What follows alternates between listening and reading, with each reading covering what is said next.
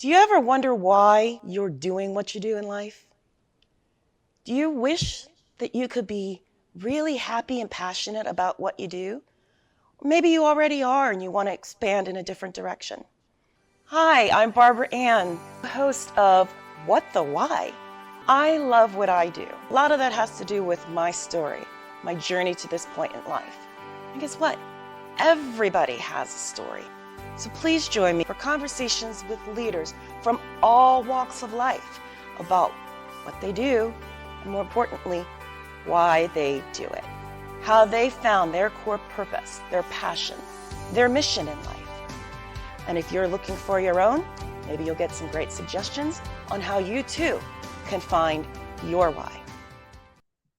Welcome back to another episode of What the Why with Barbara Ann. If you haven't seen us before, our show features conversations with diverse leaders from all walks of life about why they do what they do and how they figured things out.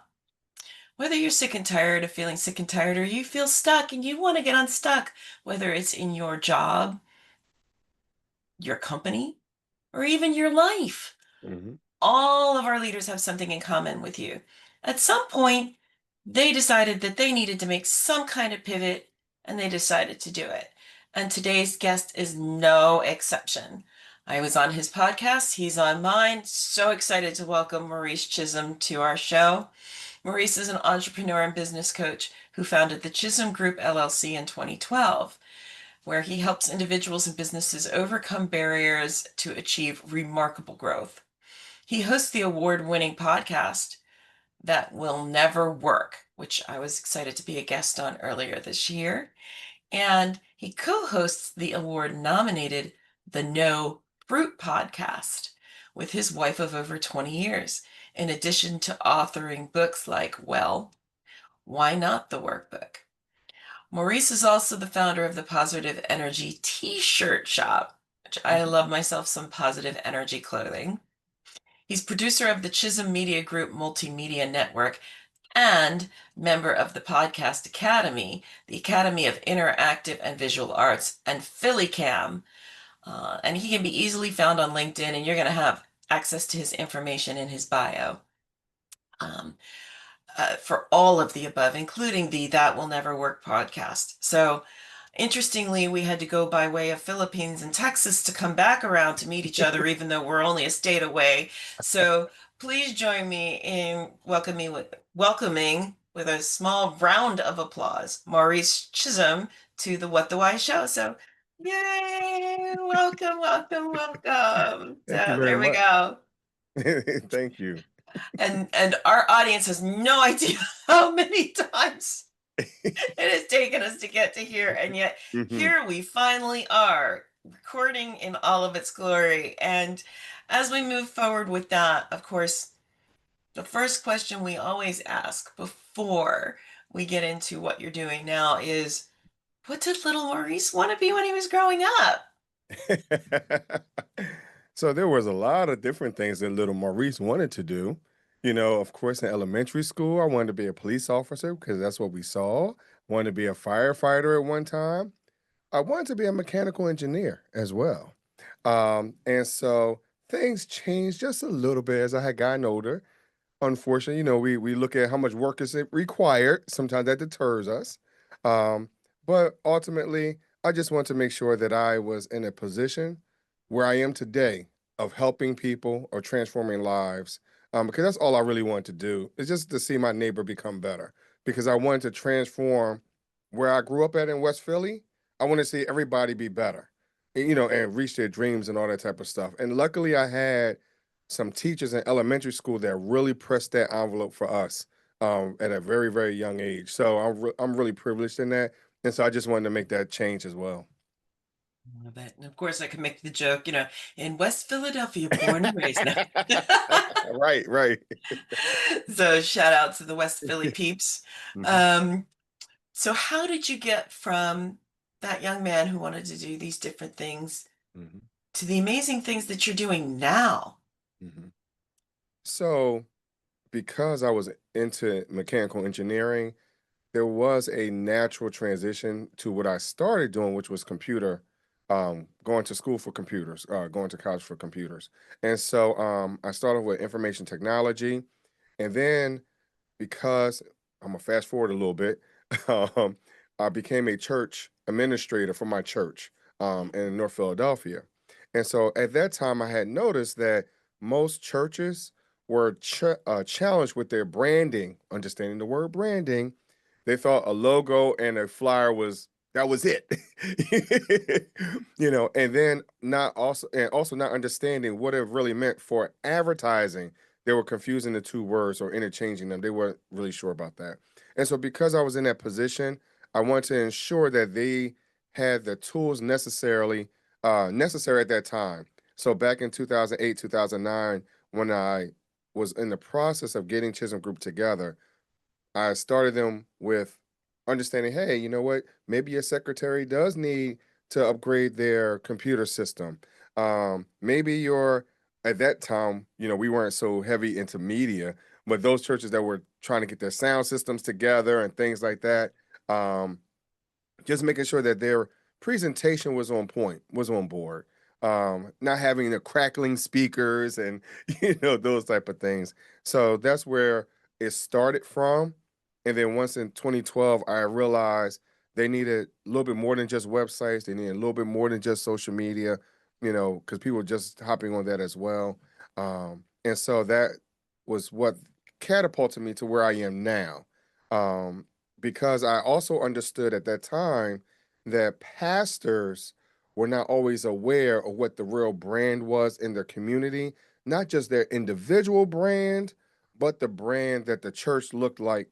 And so my church that I grew up in, that I was the church administrator, the community thought that the doors were closed all week, that we didn't do anything, Oh, and so we wanted to make sure that we made an impact on the community externally, but we forgot one part. The internal community was just as important. So we want to make sure that it's a full circle um, help to each and every person that came in touch with that particular name or that brand. wow. Um, that sounds like a tremendous wake-up call. Yeah. Yes. And it's interesting because a lot of people, what I'm hearing you say is that a lot of people, you thought that you were being perceived one way until you found out you weren't. Right. And and change is not easy. So how did you go about navigating those conversations? Mm.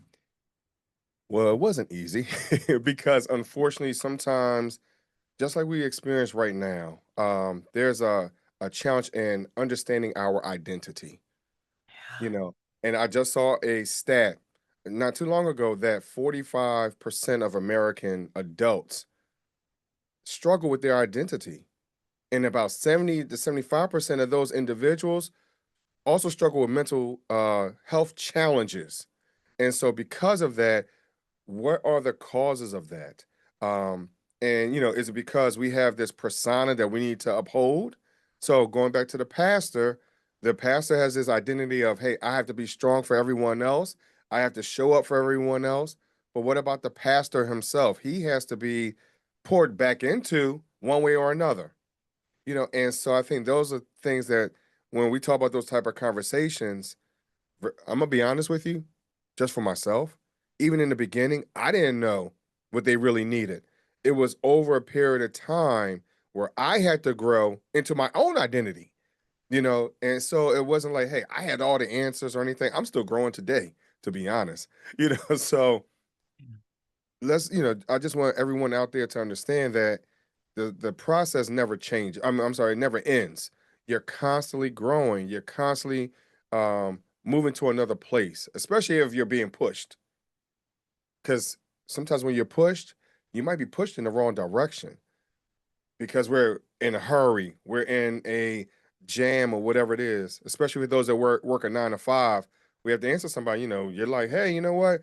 Let's get this report out. Well, can I put my own flair on into it? you know, and so unfortunately, having those type of conversations in the very beginning was rough.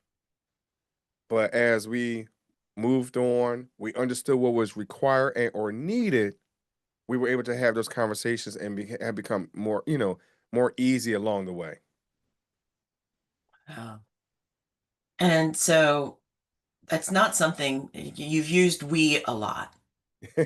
So how did you galvanize the we? So you want people to understand that we are in this process together. Um, because no one wants to be put on an island. People don't want to be set apart necessarily. They want to feel like they're a part of a team. So let everyone understand that, hey, even though what you're going through, I might have gone through a facsimile of it, right? But there are some interesting parts that makes it different. You're the difference because the way I would respond may not be the exact same way that you would respond to a question, a statement, someone sitting there with an attitude, you know, someone sitting there with their arms folded because sometimes we don't understand body language either, right? So it's those things that are both verbal and nonverbal cues that we miss sometimes. So it's those type of things that we need to get through together. So just like this podcast, Barbara Ann, I mean, it's not about you. It's about the we, right? So and the we is not necessarily we being you and who you and I that are talking, but it's Right. also your team. It's Yeah. also the other community. Like you said, I'm in Philly, you in Jersey, so it's the Yeah. we because now are we going to help galvanize the whole northeast extension of the United States, whatever we might be.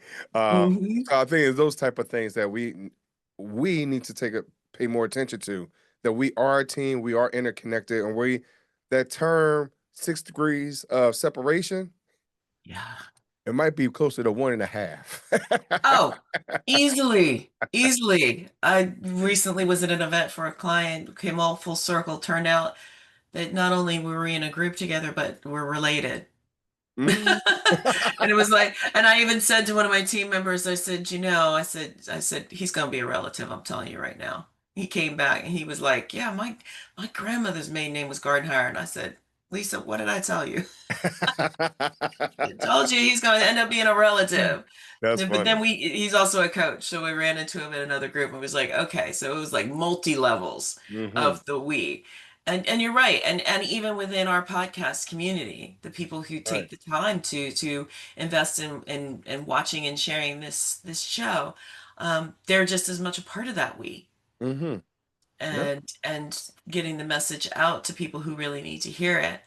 Um, Now, when you founded your company in 2012, Hmm. we're talking only a couple of years outside of an economic downturn, yeah, and at a very interesting time in our country. Of course, we live in far more interesting times. Yes. But you know, how did you realize that going out and doing your own thing truly was your path, as opposed to the other more traditional paths you could have taken? So let's explore that a little bit. I did work in corporate America. I Mhm. was in worked for a local insurance company that dealt with Medicaid and Medicare customers. And so it wasn't totally fast paced, but it was up there, working in customer service or contracting, whatever it might have been. And so what happened is that at one particular time, I was getting sick and I wasn't sure why I had developed this cough and I couldn't get rid of it. And so eventually I started to have moments of blacking out, passing out, things like that. And so now, because of I'm in this position, it's all fast paced, but not understanding what also was causing that stress. Because ultimately it was coming down to stress. But Mhm. let me back up for a little bit more. I've only been married for 6 or 7 years by that time, and my kids are both under 5 years old. And so now I didn't realize that I had to take out small loans to pay for diapers, you know. you know, and so now I'm in this job where my supervisor wants to me to take my skills and everything up to another level. But also, I'm a husband, I'm a father. I've never been in this position before, and I'm not sure who I am. Going back to the idea of identity, right? And not knowing who I am. So now, what am I doing? How am I catching up? And then who am I as a brother, as a son, as a nephew, the oldest grandchild, so there's a lot of things kind of going on. And so because of that and because of that pressure, I realized, you know what, corporate America, I gotta let it go. Because before I know it, I'm gonna be way worse in that position. As a family member, hold on for a second, y'all. Like, I understand y'all are relying on me for something, but maybe I need to figure out something else that's, better suited to what my purpose is and what my calling is in this life, and how I can best suit not just yourselves, but ultimately me. How can I benefit me? Yes. Well, and you laugh, but you know what? There's a lot of people out there that really struggle with that part. They Hmm. feel like that, if they're pursuing something that benefits the world, they somehow shouldn't also benefit. Hmm. But you can't help others when you're not able to stand on your own, when you don't have the energy to give. So it really does Right. need to be two-way street. And, in addition to your company and the work that your company did, then you took on these podcasts. So, um, what gave you the idea to do the That Will Never Work podcast? Because going back to the family idea, when you branch out into your own, everybody tells you it's not going to happen. We can't see it. You know what? You didn't have a conversation with me before you jumped out. So those are the challenges that we have or we come across, whether it's our friends, our family, our coworkers, supervisors, whatever it might be. So I think those are the things that help me start this podcast. And all right, now let's go to another level with this. Because even in the podcast, someone challenged me and said, Maurice, you're the best podcaster nobody knows. Ooh. Ooh. Right. Mm. They said, Maurice, you got a great production and everything else, but nobody knows who you are. So I challenged even myself in that, like, all right, well, what is my identity? Who am I? Am I believing what I'm doing? I put myself in an award show and I won. Yeah. So you start to realize, hey, you know what? Maybe I am making an impact. Maybe I am changing and transforming lives, and that's my thing, transforming one life at a time. Because Yeah. that's all we could do. I only could touch one person at a time. So, so I think those are the things that started the podcast and helped to me to start to believe in myself again. Because even when you start your own thing, it can become repetitive, like a 9 to 5. So it's those type of things that we need to keep in mind as we move forward, and start looking at our goals and dreams. Wow. Yeah. Um, as you've been on this journey, what would you say was one of the biggest lessons that you learned along the way? Talking to people like Barbara Ann. As a guest or on their show? No, or both. No. I would say both, because here's the thing. Because on my show, I've met over 200 people. I've interviewed over 200 people. Hmm. And everyone is a CEO, and everyone in all honesty, has the same idea and same message. We all want to help out our fellow brother or sister, right? And no matter which way you go about it, even though I've had some CEOs, but I've also had some individuals who were just starting out as entrepreneurs, who wasn't sure about being an entrepreneur, but everybody wants to help someone else out and wants to see the world better today than they saw it yesterday. So that's why I think it's the consistency. Oh, okay. That makes sense. And and of course, with that also becomes the energy, Yes, you know, because one of the things we talk about when we're doing what we love doesn't necessarily mean we always like it. that's true. So, what motivates you to keep going on those days when you just aren't 100%? It's moments like, again, like this, because Mm, I run into someone else who wishes, who dreams, who aspires to be something better than they were yesterday. Yeah. And I run into those individuals all the time. I could be buying a pair of sneakers, to buying some milk, whatever it is. People just are drawn and just want to say something to me. Oh, Yeah. that's one. And then number two, I like to people watch anyway. So, so as I watch people and I see how they might pull back a little bit, how they interact, you know what? Hey, you know what? That's very inspiring, and how everybody wants to be an inspiration to the person next to them. So it's Oh, those type of things that help me to keep going. awesome. Awesome. Awesome. Um, Now the book, because I'm curious. Hmm. Um, well, why not the workbook? Hmm. Sounds like it's just kind of a brand extension of some of the things you've been saying. Hmm. What prompted you to move forward with that? So the podcast is called That Will Never Work.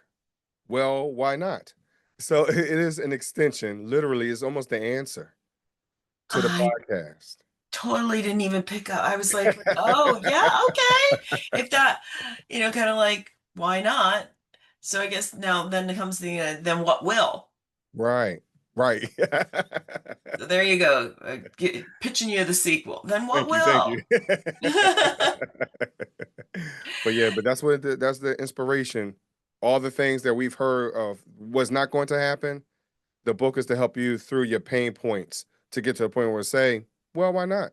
I could do it. If Maurice can do it, Barbara Ann could do it, I could do it too. Hmm. Yeah. And what's interesting though is so many people don't actually get up the courage. Yes. They could do it, but Hmm. the fear of change is still more powerful than the fear of staying the same. Hmm.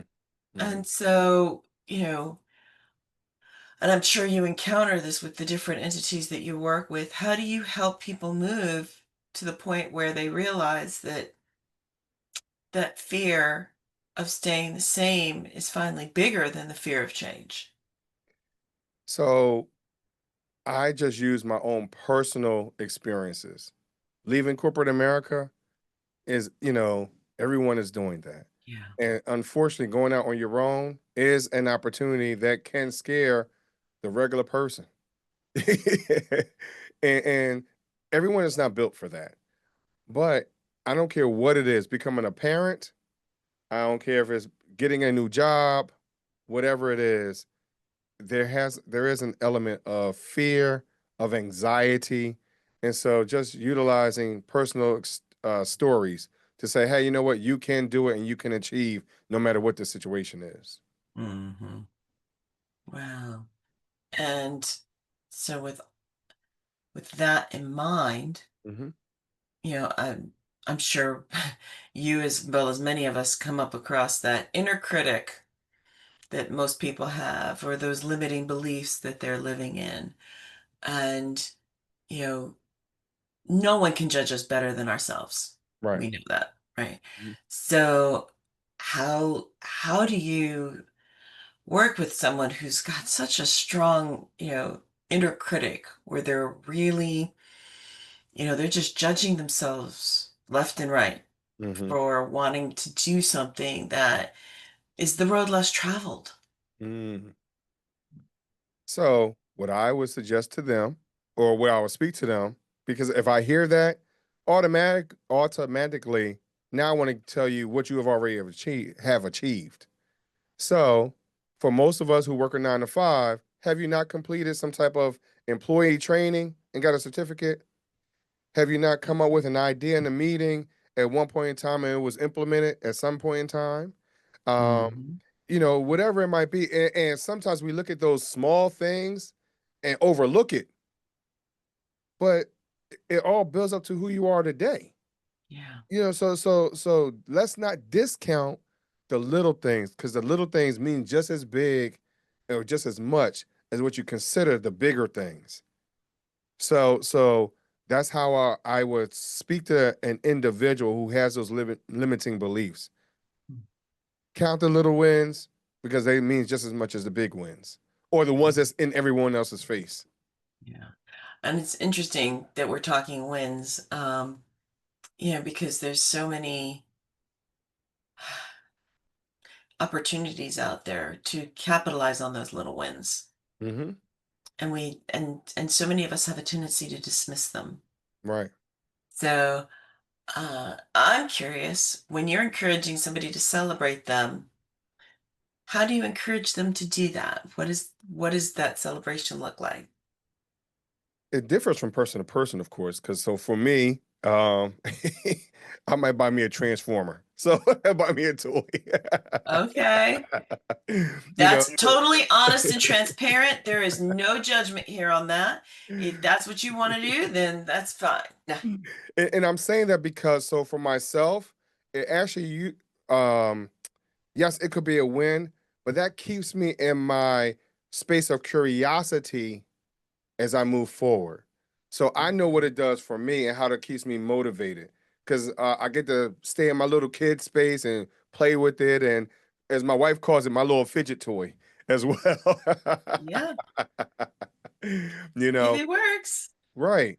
So if you need to go out and get you your uh coffee latte, whatever it might be that you normally don't get, go get your coffee, whatever it is. But sometimes you do need to but you do need to celebrate something. It don't have to be a whole lot. It don't have to be in excess, right? But do something that's small enough to say, hey, you know what? As an acknowledgement that I have accomplished something, and now my life is different again, right? We transform a little bit. Every little win, we transform a little bit. So no pun intended with the toy, but we have made a difference. So let's find a way to, I don't care what it is, something small or great, whatever it is, celebrate it one way or another. Yes, agreed. Yes, celebrate the wins because they really are important. They're Yes, so they are. important. Um, so as we are starting to wind down, Hmm. um, you know, the majority of the people who watch this are people who are afraid to take that leap. That fear of change is just still more powerful than that fear of remaining the same. Hmm. Um, or they're not celebrating the wins. They're so caught up in their inner critic. What, if any, advice do you have for any one of those groups or all of those groups regarding how to move forward when you are using these things as really a way of protecting yourself, of armoring up against the possibilities? Mm. Just wake up in the morning and I'm gonna use an idea that I heard from Eric Thomas. Those of you who have heard of Eric Thomas, the speaker, I had gone to a podcast summit. He said, I can, I will, I must, I am. So Mm. I utilize or think about those type of things to say, you know what, I can make it happen, I will make it happen, and I must because there are other people that are depending on me, just like I'm depending on myself. So I am an overcomer, I am a conqueror, and I am that individual that's going to break all barriers and break all ties that's holding me and my family back. Wow. Words to live by. Seriously, I knew for a variety of reasons that having you on would definitely help knock it out of the park, and you did. Thank you. And so for those of our viewers who are out there that want to follow up with you, Mhm. um, Maurice's contact information as well as Chism Group contact information is going to be in the captions and bios listed below the video. But while we got you, what's the easiest way for people to connect with you? Connect them with me on LinkedIn. Maurice D. Chism Senior. I'll make sure you have to say senior because my son is on there as well. So, so Okay. so he's Deuce. So you'll see a two behind his name. So Maurice D. Chism Senior, and you'll get all the links to everything that I have going on: the T-shirt shop, the podcast, because I actually have three, and everything else I have going on. Awesome. Fantastic. And, thank you. You You're said that welcome. our audience doesn't know what it took to get you here. uh, Through no fault of your own, per se, but it was totally worth the wait. Mhm. And I'd love to have you back again sometime, especially after you are a multi-award winning, well, you are actually a multi-award winning podcast. But yes, so you were just the award-winning podcast and the nominated award-winning podcast with your wife, but pretty soon you'll be the multi-award-winning podcast and possibly award-winning podcast with your wife. So we'll have Well, to have you I'm nominated back. right now for something right now, so we'll see. Ooh, okay. So you hear that, audience? We gotta like send prayers and positive thoughts Mhm. because they actually do still mean something, even though they're overused in society today. For those of us who believe in them. And but no, seriously, thank you very much for coming on and being a guest and sharing your thoughts and your wisdom. And for those of you who are interested, please, do check out the links to Maurice and his company and his podcast, where you can also see the episode that he recorded with me earlier this year. Hmm. And and for all of you who are watching, you know, you have so many podcast and viewing and listening options these days, and it really does mean a lot to us that you choose to spend your time listening to ours and what our amazing guests have to say. So thank you so much for doing so, and please, share this information with others who you think might benefit from it. And of course, always remember, whether you're looking to make changes in your life, whether big or small, tune in again for more illuminating, inspirational, and informative conversations with guests such as Maurice, who decided to make a pivot in his own life in the way that many of you would like to do so. Because remember, it's always possible when we decide to find our purpose and live it.